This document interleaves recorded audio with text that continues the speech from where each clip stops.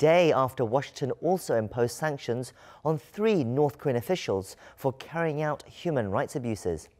What kind of pressure will this put on the negotiations between Pyongyang and Washington that have come to a standstill in recent weeks? We'll explore that question later in the show, but first we start with the latest headlines with Devin Whiting at the News Center. Devin? Hi, Jang-ho. Back in September, the two Koreas agreed to tear down several frontline guard posts on each side of the border. In the end, they decided on 11 each. This morning, they began joint inspections to verify that they have been removed.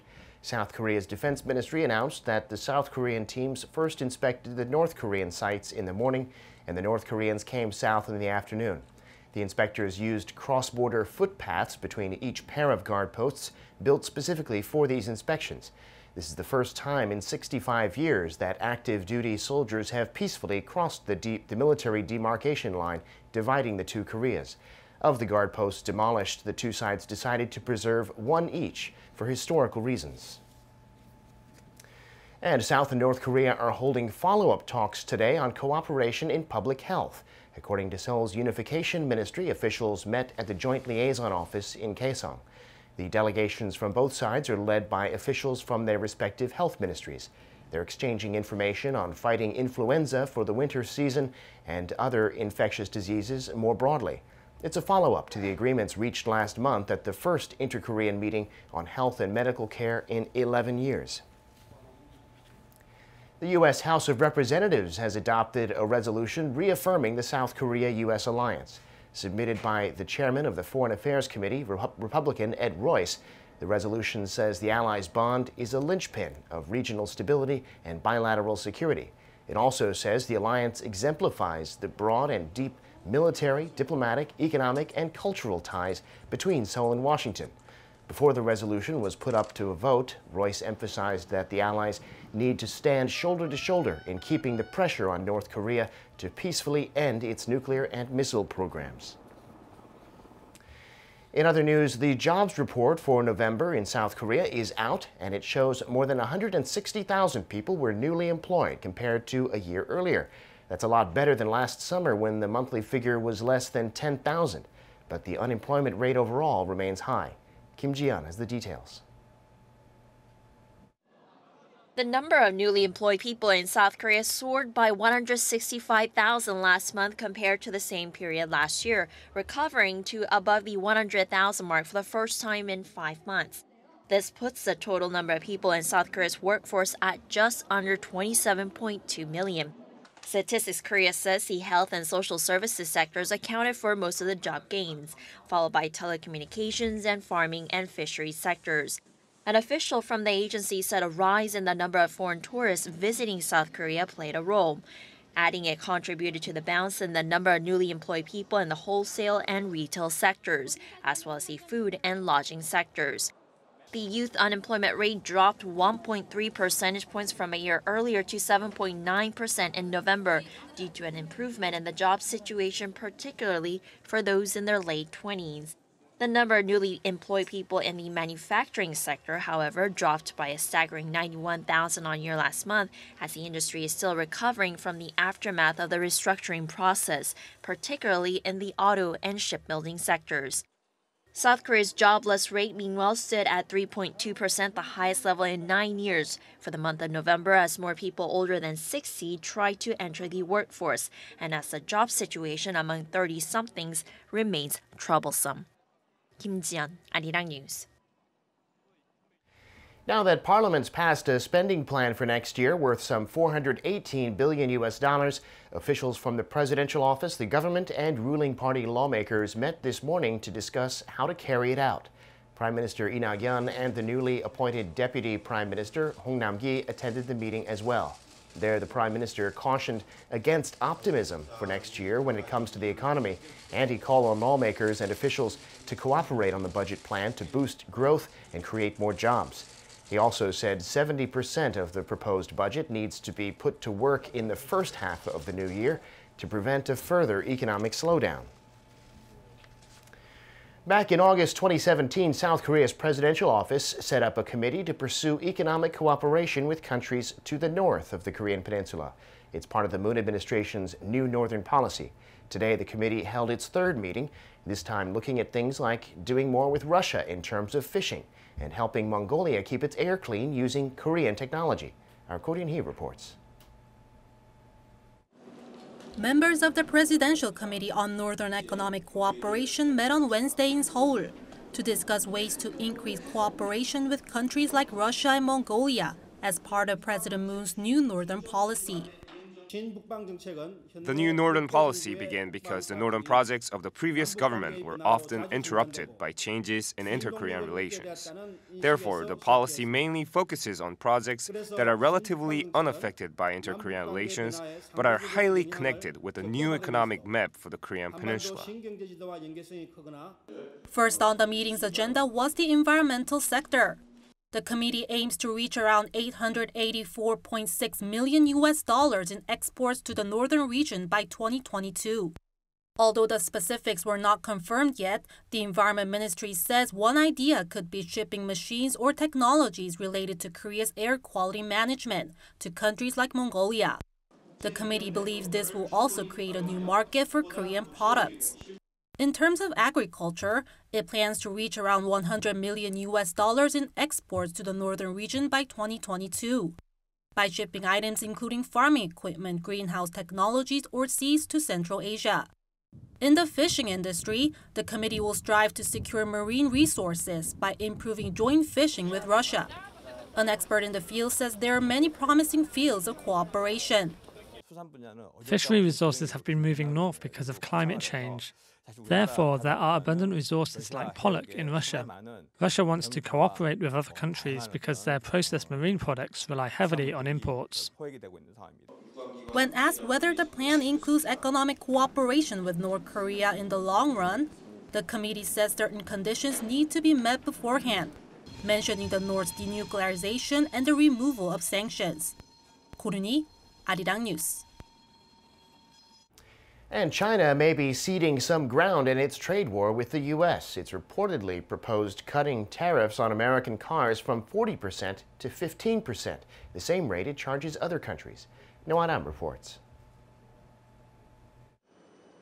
President Trump said this month that China would cut the tariffs after a meeting with his Chinese counterpart at the G20 summit in Argentina. Bloomberg also reported Tuesday that China's cabinet will review the proposal in the coming days. The plan reportedly involves reducing tariffs on American-made cars from 40% to 15%, the same tax levied on car imports from other countries. However, Bloomberg noted that nothing has been finalized and that Again, as one of the world's worst violators of religious freedom. It's been doing so every year since 2001. U.S. Secretary of State Mike Pompeo said on Tuesday that North Korea is among 10 countries of particular concern for engaging in or tolerating systematic, ongoing, and egregious violations of religious freedom. Pompeo said there are too many places across the globe where people are prosecuted for their religious beliefs, adding the U.S. will not stand by as spectators in the face of such oppression. The designations were made on November 28th and announced on Tuesday in accordance with the International Religious Freedom Act of 1998. Countries designated for religious violations are subject to further action by the U.S., including economic sanctions. China, Iran, Saudi Arabia, and Pakistan are among the other 9 countries listed this year.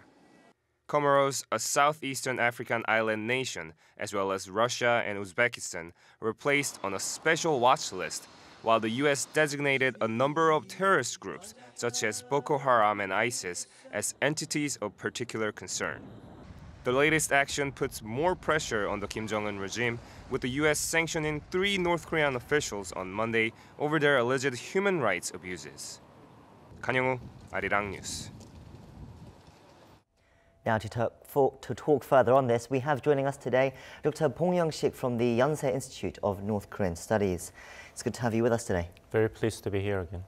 So Washington has redesignated North Korea as a violator of religious freedom, along with a number of other nations, including China, Pakistan, Saudi Arabia, Iran, Eritrea. I mean, an interesting group of countries to keep company with.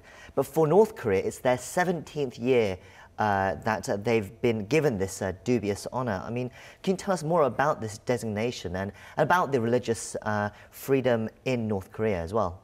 Well, the announcement of this designation of North Korea, among other countries, is the fulfillment of the 1998 International Religious Freedom Act of the United States, which stipulates the executive office of the government to impose tough measures, including possible economic sanctions on those countries, with borrowing Secretary Pompeo's own words, systematic, ongoing, and egregious violation of religious freedom.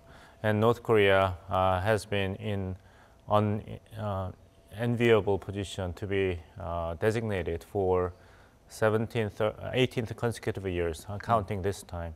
So timing of this designation is coincidental. I mean, the timing of the announcement of the North Korea being designated again is not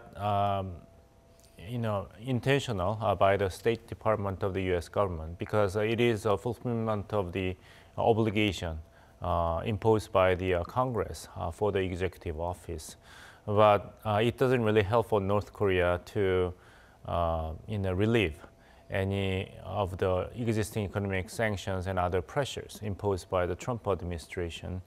And this is also reflective of growing concern expressed by the Congress after the midterm election in November about a stalemate between North Korea and the United States with regards to resolving the nuclear missile threat of North Korea after the summit meeting between U.S. President Donald Trump and Chairman Kim Jong-un in Singapore in June. Now it seems like a very distant memory, and the lack of tangible result after the summit meeting in June must have been a source of frustration for the members of the Congress as well as the State Department. You say it doesn't look like it was a deliberate attempt to the timing of this, but it comes a day after Washington also imposed sanctions on 3 North Korean officials, one of them a key member of Kim Jong-un's inner circle. I mean, these events piling up in 2 days in a row, you don't think it's a coordinated, perhaps, attack to put pressure on North Korea to come back to talks, or is that just, as you say, a coincidence? Well, the announcement of the designation of North Korea as one of the 10 countries of particular concern for the violation of religious freedom is coincidental. But you are correct that the announcement of other measures, such as the designation of the 3 key members of the Kim Jong-un regime for their involvement in the systematic and egregious violation of human rights, is, I think, intentional in terms of timing, and intention for the Trump administration to increase the pressure on the Kim Jong-un regime to come out with verifiable and sufficient measures for complete denuclearization as the ultimate goal. Not just the designation of 3 key members of the North Korean government for human rights violations, but there are additional measures in the U.S. Congress.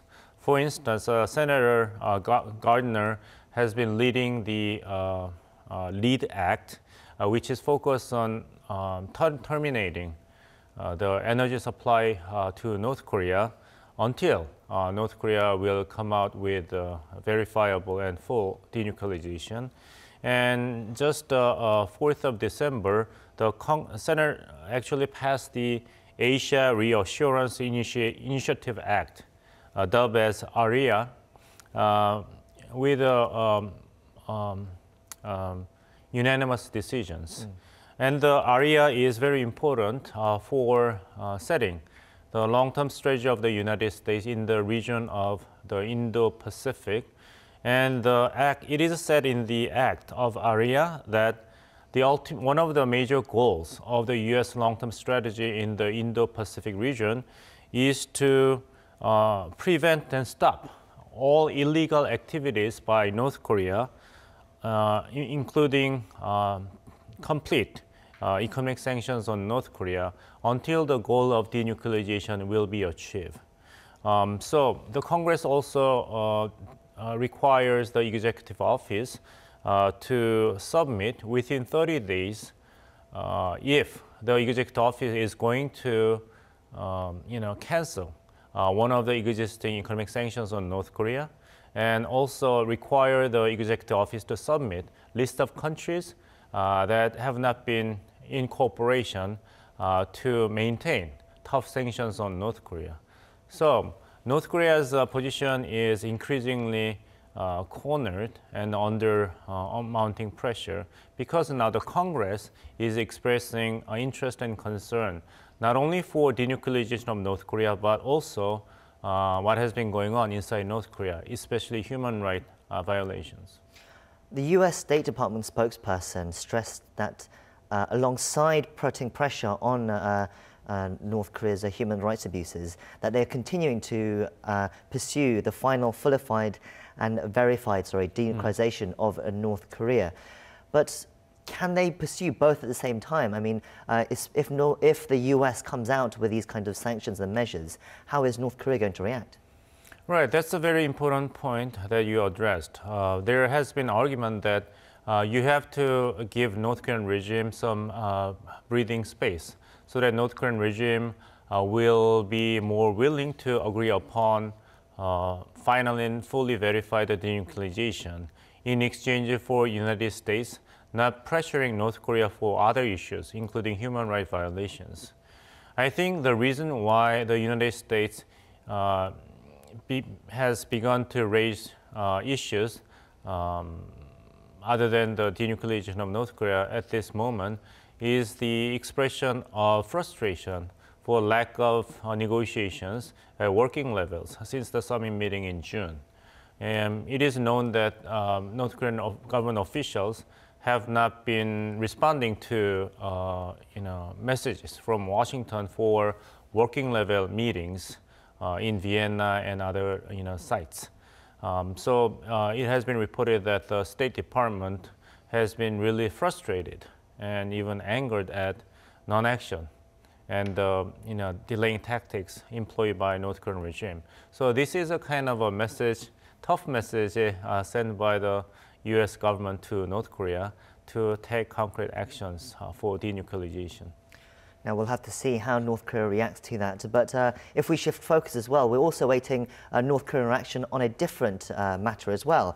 According to Yonhap News, a senior Blue House official has now said that it looks like Kim Jong-un's visit to Seoul before the year's end will be, if I quote the official in the report, it's going to be difficult. It's not an official statement, but it's just a Yonhap News report. But if we go with it, it's the first time the presidential office would have said anything of this nature. What can we now assume? Can we now safely assume that it won't happen this year? Well, we have to, brace ourselves that you never know when it comes to North Korea, very opaque and closed system. So if the Supreme Leader changes his mind, then his visit to Seoul may take place, regardless of all the difficulties involving in physical preparation for his visit. So door is not completely closed, but judging from the statement by high-ranked official inside the president's office, then his visit is unlikely to happen before the end of the year. The reason why North Korean leadership has not been so cooperative with the Moon Jae-in government to realize this historic visit by the top leader of North Korea for the first time to the sovereign territory of South Korea is that there's not much to gain for North Korean leadership to agree on this return visit to Seoul. Because the biggest concern for North Korean leadership now is to get some sanction reliefs of any kind. But as agreed between U.S. President Donald Trump and South Korean President Moon Jae-in in the sideline of G20 summit meeting in Argentina, both South Korea and the United States agreed to maintain strong sanctions on North Korea until North Korea will have accomplished complete denuclearization. So without the prospect of sanction reliefs in exchange for his visit to Seoul, which is one of the most formidable and important strategic cards for North Korean leadership, which cannot be prematurely or easily wasted for virtually nothing. it makes sense for North Korean leadership to just delay the possible visit to Seoul until there will be tangible outcomes guaranteed by both United States and South Korea. But why do you think North Korea has not given any answer of any kind? I mean, it must be a little frustrating for the South Korean presidential office. Is this just a tactic that North Korea employs to kind of put South Korea on edge? Right. It is to put the South Korean government on edge and try to test the political atmosphere inside South Korea. And I think there's additional intention for North Korea being so silent, which is to make things very difficult for reporters like you. I mean, North Koreans are very inclined to messing up your holiday vacation schedule. Well, I won't resent Kim Jong-un for that. I'm sure he has other things on his mind other than he must be really reporters. busy preparing the text of the New Year's message, which is less than a month away. So yes, that will definitely be interesting to see what comes out of that. Quickly before we go as well, South Korea has not been being able to get something out of Kim Jong-un yet, but that doesn't mean South Korea hasn't been working with North Korea on other issues. For example, today the two Koreas have carried out inspections to verify that the guard posts in the demilitarized zone have been removed successfully. That was the 11 guard posts that they agreed earlier this year to completely destroy. And it's the first time since 1953 that the soldiers from either side have crossed the DMZ to onto each other's areas. How significant is this? This is very significant in many ways, and I like to give high marks to Moon Jae-in government for achieving this in cooperation with North Korean leadership. First reason for positive evaluation of this measure is that it contributes to actual reduction of military tension across the demilitarized zone. Second, it can help prevent accidental clashes between the two militaries positioned across the DMZ. And third is, it is a very effective measure to test the genuine intentions of North Korean leadership for trust building between the two Koreas. So in many ways, this is a very important step toward building more mutual trust and reduction of military tension. But there is a danger. If DMZ is going to be safe to travel for North Korean residents, then I would expect that there will be a massive outflow of North Koreans in search for freedom in South Korea. If Kim Jong-un government is going to take harsh measures to prevent North Korean residents from defecting across the DMZ, like shooting them behind their backs, then the main issue that we've been discussing today, human rights violations by North Korean leadership, will emerge as a very outstanding issue, not only between United States and North Korea, but between the two Koreas. I think that's a neat way to finish up tonight in today's show. Thank you for coming in today and giving us some insights into the North Korea as well. You're welcome. And that's our show for now, but do stay tuned to Arirang for a later newscast for the latest from Korea and around the world. Thank you for watching and hope you can join us again next time. Goodbye.